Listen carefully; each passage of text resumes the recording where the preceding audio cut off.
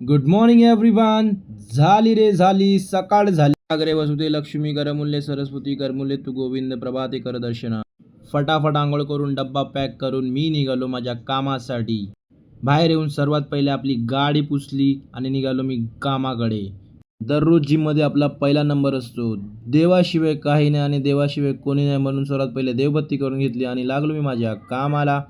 सर्वात पहिले माझे क्लायंट्स ट्रेन करून घेतले मी. फिमेल क्लायंट, नंतर मेल क्लायंटला ट्रेन केल्यानंतर माझी परत एक फिमेल क्लायंट होती, त्यांना पण ट्रेन केलं मिनी. क्लायंट्स ट्रेन केल्यानंतर मिनी घेतला माझा प्री वर्कआउट मिल.